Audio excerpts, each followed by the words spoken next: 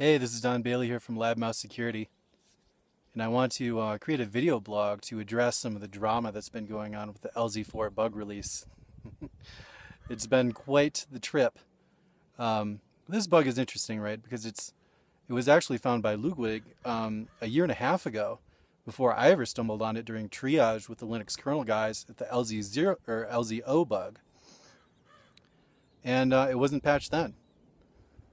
So what's interesting is that the drama has gone from it's not exploitable to it's only exploitable in certain conditions to now it's exploitable everywhere, proven, and yet now public disclosure, quote unquote, of the fact that it's exploitable everywhere should somehow be illegal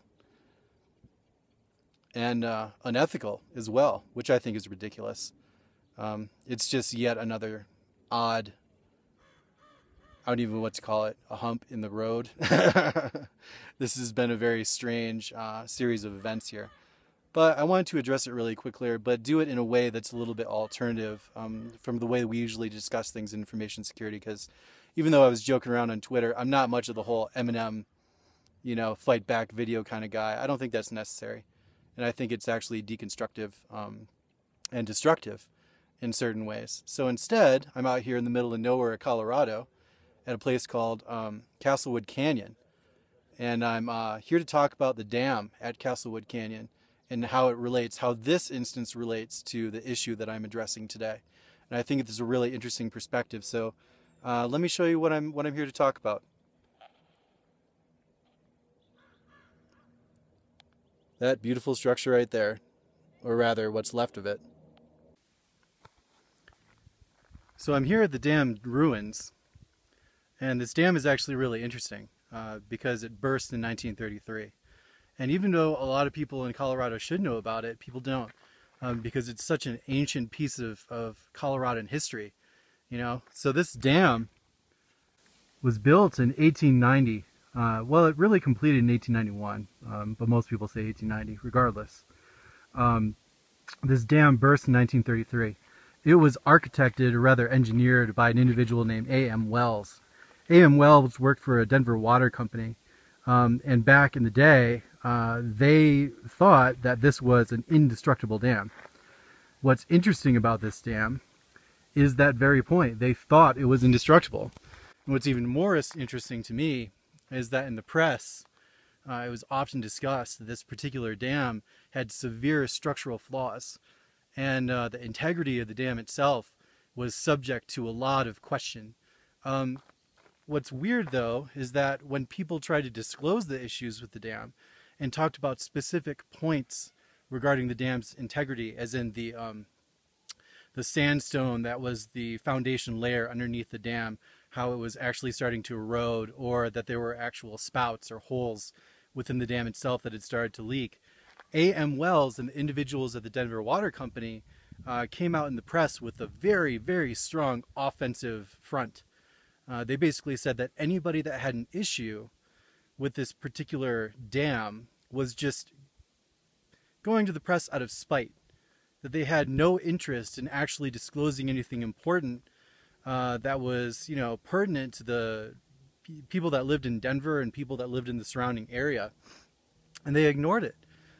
And A.M. Wells was quoted several times in the press talking about how this was going to hurt his venture capitalists, and he was more interested in protecting the money, protecting his integrity, and protecting the project than he was interested in protecting the citizens of Denver and the surrounding area.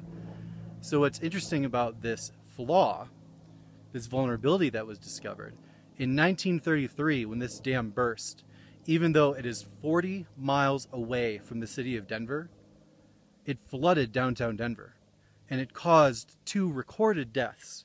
The people that engineered this particular dam, they were more interested in their ego. They were more interested in talking about what's going to save their capitalists, what's going to save the project that they thought was going to be a part of their legacy as engineers, And as you can see, what legacy is there? Most Coloradans don't even know that this place exists. I think the final point that I really want to make is that, bug hunting really isn't about ego. And I think that's something that needs to be discussed more.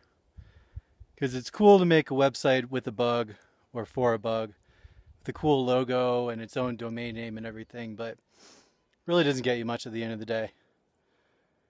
I think the best thing to do, which is what I did with the LZO, LZ4 bugs, is try to do the best you can to, publicly disclose the issue. Because then people have a chance to patch. People have a chance to make the difference that's necessary for projects, their projects, and other people's projects that depend on their software to be secure. But when you waste everybody's time by making false accusations and, spouting off a lot of unnecessary things, it detracts from the main point, which is that vulnerable software needs to be declared vulnerable, and it just needs to be fixed. That's all. Because really, at the end of the day, what do you get for all that effort? The effort for putting up blogs and, trolling people on Reddit and wasting people's time, presenting false information as to whether or not a bug is actually exploitable, just wastes people's time, and it doesn't give people the chance to actually consider it to be a critical or high priority bug and get it fixed faster. You're putting more people at risk by not just admitting that there's a problem and then solving the problem, right? By minimizing it, it just takes people longer to take that bug seriously and then patch. And I think that's sad, because this shouldn't be about our ego. This should be about solving the problem. And look around me, this is what you get when you waste time on your ego, because I found a bug. Yeah, great. Lots of people find bugs. I just happen to find kind of a neat one, right? But it doesn't really matter because I can't write a compression algorithm to save my life. I'm not going to do that, right? So who cares? Like, everybody has value, and let the individual bring the value that they have to your project, because then you're all the more strong for it.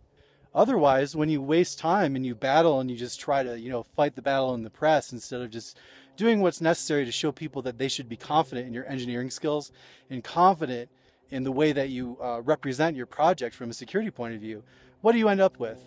You end up with this. You end up with everything around me. Because this is a monument, right? But this is a monument to failure. This is what this is. A.M. Wells will forever be known as the guy that built the dam that broke in 1933 and flooded downtown Denver.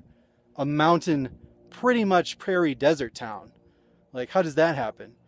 Right? So, there you go. This is a perfect example of doing the wrong thing, this dam. Because at the end of the day, what would you rather have? Would you rather have one little bug report in your issues tracking page on, whatever website you use? Or would you rather have a monument? Honestly, I'd rather have a little bug report.